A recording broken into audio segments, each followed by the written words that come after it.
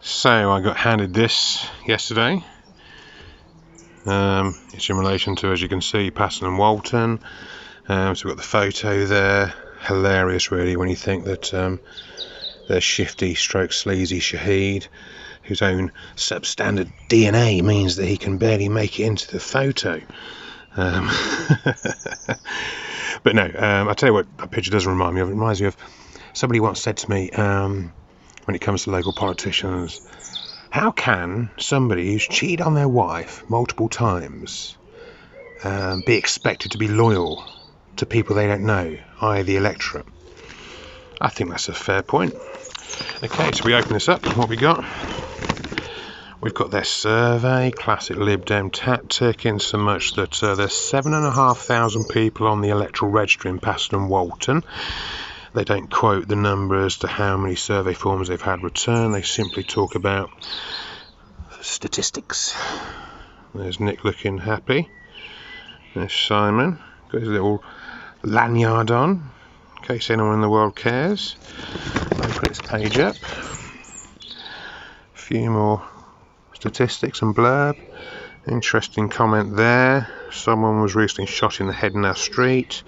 Well, there was somebody a few months ago was killed in a knock and run along Paston Ridings, and guess what these peeps have done since then? They've put a single sign up to remind people that speeding is dangerous. What a waste.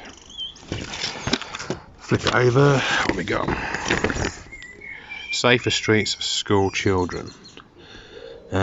Starts to make me think some of these Fib Dems are watching my videos, because a couple of months ago I actually did a video about Paston Ridings and for all its markings and that sort of thing on the road. It's still an issue for speeding. You know, somebody who regularly uses that road throughout the week, I see countless people having difficulty crossing it, and there's still plenty of people speeding along it.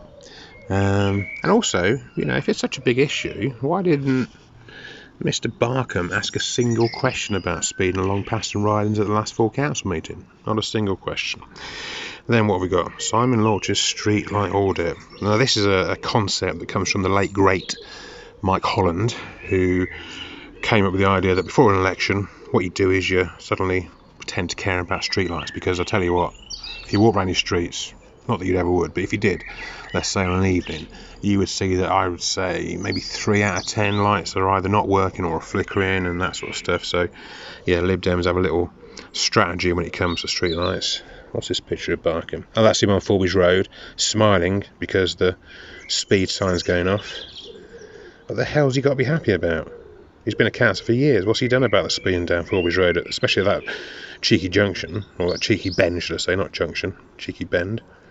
I use that road, you know, and yeah, it can be difficult to get across. Photo ID, blah blah blah. Oh, what we got here? We've got contact details. There we go. So if you want to give sleazy Shahid, shifty Shahid, pathetic individual, snitch Shahid a shout, there's his mobile number. And then of course you've got the classic, it's Lib Dems or the Conservatives. Well, it's not technically true, is it? Because there's 7,500 people registered to vote in Paston Walton. Last year, when this gimp was elected, he got 11% support of the electorate, 11%, which means that along any road or street or cul-de-sac in Walton and Paston, essentially 1 in 10 people voted for the Fib Dem candidate. Oh, and the other thing I was going to say about these sad little individuals, if they're such fans of equality, bear in mind that the majority of people who live in Paston and Walton are female. Why doesn't one of these noble, principled individuals step down and say, let's get a lady elected? As my mum said, some of these individuals are only in it for the money, the £700 a month that drops in their account, whether they do anything or not. But yeah, in theory, if some Labour people, or Greens, I think there's a Green candidate in Walton and Paston, went out on May the 4th and voted, they'd win. So don't believe what the Lib Dems tell you. You know, 30 years of them in Walton and Paston. Do you really think the area's improved? I'd say no. Look at him, barely gets in the photo.